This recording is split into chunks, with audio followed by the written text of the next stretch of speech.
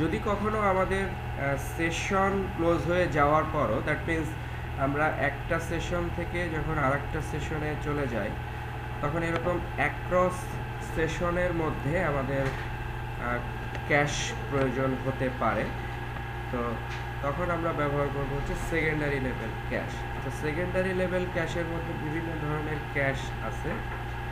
আমরা ব্যবহার করব হচ্ছে ইএইচ ক্যাশ। হাইবারনেটের মধ্যে ব্যবহার করবো একটা থার্ড পার্টি লাইব্রেরি, সেটা হচ্ছে ইএইচ ক্যাশ। ইএইচ ক্যাশ ব্যবহার করার জন্য সবার প্রথমে আমরা ইএইচ ক্যাশের যে লাইব্রেরি আছে সেই লাইব্রেরিগুলো ডাউনলোড করে নিব। এটার জন্য আমাদের তিনটা লাইব্রেরি প্রয়োজন হবে। প্রথমত হচ্ছে হাইবারনেট ক্যাশ। এটা আমরা হাইবারনেটের যে ভার্সন ব্যবহার করছি, দ্যাট মিনস হাইবারনেটের কোর ভার্সন যদি হয় 5.0.2, তাহলে এটা হাইবারনেটের ক্যাশ ভার্সনটা হবে 5.0.2। তো এই লাইব্রেরিটাও আমাদের এই হাইবারনেটের জিপ ফাইলের সাথে ইনক্লুডেড থাকে। SLF ফর জে এপিআই, এটাও এটার সাথে ইনক্লুডেড থাকে। আমরা দেখি যে লিভের মধ্যে আমরা যদি অপশনাল এরপরে ক্যাশের মধ্যে যাই, তাহলে আমরা দেখব যে এখানে hibernate cash, SLF for J API এবং ক্যাশ কোর, মূলত আমাদের এই তিনটা লাইব্রেরি প্রয়োজন হবে। তো আমি এখানে ক্যাশ কোরের জন্য একটু আপডেটেড ভার্সন ব্যবহার করছি। এখানে আমাদের আসতে হচ্ছে 2.4.3, আমি এখানে ব্যবহার করছি 2.6.9। তো এই লাইব্রেরিগুলো আমরা ehcache.org এই সাইট থেকে আমরা এই লাইব্রেরিগুলো, ehcache লাইব্রেরিগুলো নামিয়ে নিতে পারি। লাইব্রেরিগুলো সংযুক্ত করার পরে আমাদেরকে কনফিগারেশন ফাইলের মধ্যে কিছু পরিবর্তন আনতে হবে। সেই পরিবর্তনটা হচ্ছে যে আমরা এখানে নিশ্চয়ই মনে আছে যে আমরা এখানে ব্যবহার করছিলাম যে ক্যাশ প্রোভাইডার। ক্যাশ প্রোভাইডারের মধ্যে আমরা ইনিশিয়ালি ব্যবহার করছিলাম হচ্ছে নো ক্যাশ প্রোভাইডার। এখন আমরা এই জায়গায় সেকেন্ডারি লেভেল ক্যাশকে ব্যবহার করব। তো সেকেন্ডারি লেভেল ক্যাশকে এনাবেল করার জন্য, সেকেন্ডারি লেভেল ক্যাশ এনাবেল করার জন্য প্রথমে আমাদের যে প্রপার্টিটা অ্যাড করতে হবে সেটা হচ্ছে hibernet.cache.use second level cache।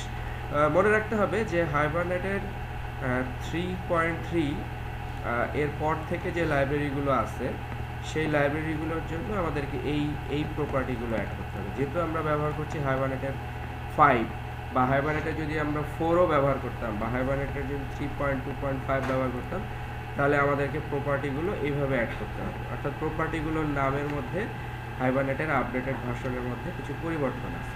সেটা হচ্ছে hibernet.cache.use second level cache। এই প্রপার্টিটাকে প্রথমে আমাদের বলতে হবে ট্রু। এরপরে আমরা ব্যবহার করব হচ্ছে কুইরি ক্যাশ। আমি কুইরি ক্যাশের জন্য যে প্রপার্টিটা অ্যাড করছি এটা হচ্ছে কুইরি ক্যাশের জন্য। কুইরি ক্যাশের ব্যাপারটা আমরা পরে আসব, সেজন্য এটা আমি আপাতত বন্ধ রাখছি। এরপরে আমরা ব্যবহার করব হচ্ছে যে প্রপার্টি নেম। প্রপার্টি নেমের মধ্যে ক্যাশ কনফিগারেশন রিসোর্স নেম একটা অংশ আছে, এটাকেও আমি আপাতত বন্ধ রাখছি।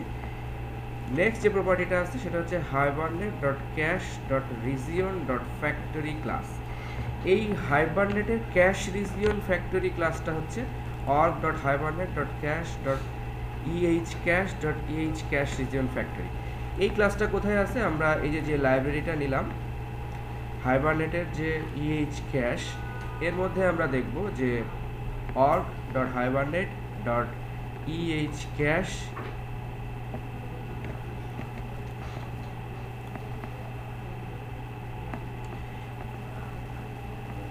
এই যে org.hibernet.ehcache.ehcache এর ভিতরে আছে হচ্ছে ehcache region factory ক্লাস। এই ehcache region factory ক্লাসটাকে আমরা ব্যবহার করছি, ehcache region factory ক্লাস। তাহলে মূলত আমাদেরকে দুইটা প্রপার্টি অ্যাড করতে হচ্ছে। একটা হচ্ছে যে সেকেন্ডারি লেভেল ক্যাশটাকে আমাদের প্রপার্টিটা বলতে হচ্ছে ট্রু, এবং এখানে আমরা ব্যবহার করছিলাম নো ক্যাশ প্রোভাইডার। আমরা এখন একটা ক্যাশ প্রোভাইডার দিচ্ছি, সেই ক্যাশ প্রোভাইডারটা হচ্ছে ehcache region factory। এই ক্লাসটাই আমাদের সেকেন্ডারি লেভেল ক্যাশ এনাবেল করতে সাহায্য করবে। নেক্সট আমাদেরকে আরেকটা জিনিস অ্যাড করতে হবে, সেটা হচ্ছে আমাদের এন্টিটি লেভেল। এন্টিটি লেভেলে আমাদেরকে জাস্ট এন্টিটির পরে এই এন্টিটিটাকে, অর্থাৎ সবগুলো এন্টিটি অটোমেটিক্যালি ক্যাশ হবে এমন না। তো যে এন্টিটিগুলোকে আমরা ক্যাশ করতে চাই সেই এন্টিটিগুলোর মধ্যে আমাদের একটা অ্যানোটেশন অ্যাড করতে হবে, সেটা হচ্ছে ক্যাশ, এবং এটা হচ্ছে অর হাইবারনেট অ্যানোটেশন ক্যাশ, অর্থাৎ এটা হচ্ছে হাইবারনেট স্পেসিফিক অ্যানোটেশন। এটার মধ্যে আমরা বলবো যে ক্যাশ কনকারেন্সি স্ট্র্যাটেজি। এখন ক্যাশ কনকারেন্সি স্ট্র্যাটেজি হচ্ছে বিভিন্ন ধরনের হতে পারে, 4 ধরনের অপশন আছে মূলত, যে এটা নান হতে পারে, তারপরে অনলি রিড অনলি হতে পারে। দ্যাট মিনস আমরা যে কুইরিটাকে ক্যাশ করে রাখবো সেটা কি শুধু রিড করব নাকি রাইটও করব, অর্থাৎ ওইটার মধ্যে কি আমরা রাইটও ফিচার অ্যাপ্লাই করব কি না সেটার উপর ডিপেন্ড করছে যে এটা কি রিড অনলি হবে নাকি রাইট অনলি হবে। দ্যাট মিনস ক্যাশের মধ্যে আমাদেরকে একটা ক্যাশ কনকারেন্সি স্ট্র্যাটেজি সেট করতে হবে। তো এই দুইটা জিনিস সংযুক্ত করার পরে এখন আমরা দেখি যে আমাদের আগের যে এক্সাম্পল ছিল, আগের এক্সাম্পলে আমরা দেখছিলাম যে আলাদা সেশনের জন্য সেম টাইপ অফ কুইরির জন্য এটা আলাদা আলাদা আপডেট কুইরি চালাচ্ছিল। এখন আমরা দেখি যে এটা সেশন ভিন্ন কিন্তু কুইরি একই। যদি এটা সিঙ্গেল সিলেক্ট কুইরি চালায় তাহলে আমরা বুঝবো যে এটা সেকেন্ডারি লেভেল ক্যাশ থেকে কুইরিটা ব্যবহৃত হচ্ছে। তাহলে আমরা দেখতে পাচ্ছি এখানে একটা সিঙ্গেল সিলেক্ট কুইরি চলছে। এই সিঙ্গেল সিলেক্ট কুইরি অ্যাকচুয়ালি যেহেতু সেশন ক্লোজ হয়ে যাওয়ার পরও এই কুইরিটাকে ক্যাশ করে রাখতে পারছে, এটাই হচ্ছে secondary level cash. Secondary level ক্যাশের জন্য অনেক সময় যেহেতু আমরা ইএইচ ক্যাশ ব্যবহার করছি, সুতরাং ইএইচ ক্যাশ ব্যবহার করার জন্য অনেক সময় বাই ডিফল্টভাবে আমরা এখানে কোনো ইএইচ ক্যাশের কোনো মানে কনফিগারেশন অ্যাড করি নাই। যদি আমরা সংযুক্ত করতে চাই তাহলে আমরা এরকম একটা এক্সএমএল ফাইল এখানে সংযুক্ত করতে পারি, যে ehcache.xml। ehcache.xml ফাইলটা অবশ্যই ইএইচ ক্যাশ, এটা ম্যান্ডেটরি না, বাট এটা হচ্ছে একটা অপশনাল ওয়ে যে আমরা আলাদাভাবে একটা এক্সএমএল ফাইলের মাধ্যমে এটাকে কনফিগার করতে পারি। এক্সএমএল ফাইলটার নাম হবে ehcache.xml। ehcache এর রুট ট্যাগটার নাম হবে ehcache। এরপরে এর মধ্যে একটা অবশ্যই একটা ডিফল্ট ক্যাশ থাকবে, এইগুলো হচ্ছে অপশনাল। বাট একটা ehcache যদি থাকে তাহলে তার ভিতরে একটা ডিফল্ট ক্যাশ থাকবে। এই কনফিগারেশনটা এবং এই কনফিগারেশন সংক্রান্ত যে বেসিক যে ডকুমেন্টেশনটা আছে সেটা আমরা ehcache.org এটার সাইটের মধ্যে গেলে আমরা দেখতে পাবো যে এখানে বেসিক ডকুমেন্টেশনের মধ্যে একটা বেসিক কনফিগারেশন সহ একটা ehcache দেওয়া আছে। আমরা সেটাকেই এখানে ব্যবহার করছি। আর অন্যান্য যে প্রপার্টিগুলো আছে সেগুলো হচ্ছে আলাদাভাবে সংযুক্ত করা। এগুলো কিভাবে অ্যাড করতে হয় সেগুলো আমরা আলাদাভাবে এটা শিখে নিব। এখন এই যে এক্সএমএল ফাইলটা, এই এক্সএমএল ফাইলটাকে যদি আমরা কনফিগারেশনের সাথে সংযুক্ত করতে চাই তাহলে আমরা এইভাবে ব্যবহার করব যে net.sf.cache.configuration resource name। আমরা বলে দিলাম যে ওই রিসোর্স ফাইলটার নাম কি। তবে আগেই বলছি যে এটা ম্যান্ডেটরি না, এটা অপশনাল। আমরা আলাদাভাবে এটাকে সেট করতে পারি, অর্থাৎ আমরা যদি আলাদাভাবে কোনো একটা ডিস্ক স্টোরেজের মধ্যে, যেমন এইখানে একটা ডিস্ক স্টোরেজ ব্যবহার করা হয়েছে, এফ ডিরেক্টরির মধ্যে একটা টেম্প ফোল্ডারের মধ্যে ক্যাশটা জমা হবে, আমরা যদি এরকম কিছু ব্যবহার করতে চাই তাহলে সেক্ষেত্রে আমরা দেখব যে এটা রান করি।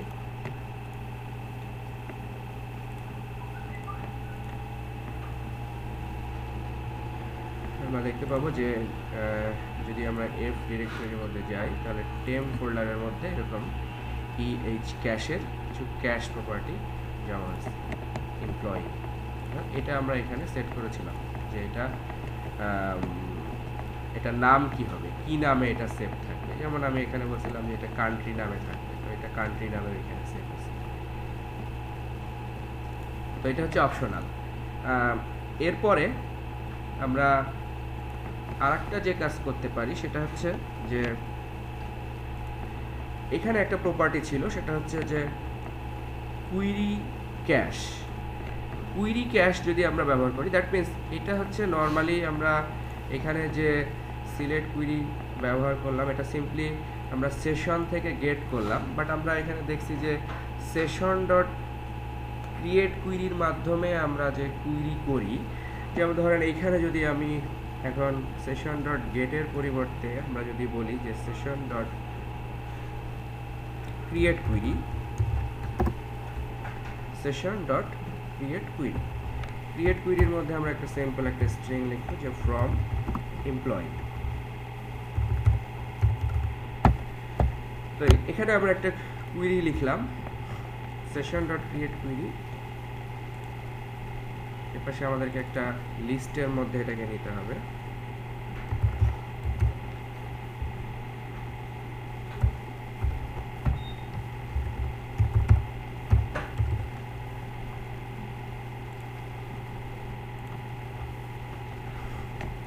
Dot list. তাহলে এখানে আমরা একটা এমপ্লয়ি টেবিল থেকে একটা কুইরি চালাচ্ছি ফ্রম এমপ্লয়ি এবং এটাকে একটা লিস্টের মধ্যে নিচ্ছি। সে এই সেম কাজটা আমরা এখানেও করি, দ্যাট মিন্স এখানে আমরা list employee session dot, obviously আমাদের এখানে সেশন 2 ব্যবহার করতে হবে, session 2 dot create query, same কুইরিটা আমরা এখন এখানে করছি।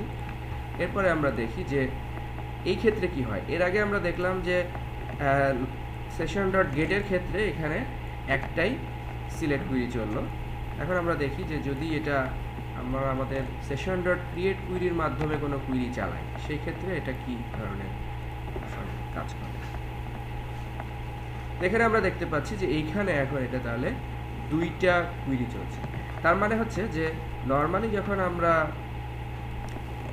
এই ক্রিয়েট কুইরির মাধ্যমে কোনো কুইরি করি, এই কুইরিগুলো সেকেন্ডারি ক্যাশের আওতায় থাকে না। তো এটার জন্য আমাদেরকে এনাবেল করতে হয় হচ্ছে যে ইউজ কুইরি ক্যাশ ট্রু, এই প্রপার্টিটাকে আমাদের এনাবেল করতে হবে। তাহলে আমাদেরকে বলতে হবে যে আমরা যদি কোনো কুইরি ব্যবহার করি তাহলে সেই কুইরিটাও যেন সেকেন্ডারি ক্যাশের আওতায় থাকে। শুধু এইটুকু বললেই হবে না, আমাদেরকে এখানে এটা এনাবেল করার পরে আমরা যে ক্রিয়েট কুইরি করব সেই ক্রিয়েট কুইরিটাকে আমাদের ডট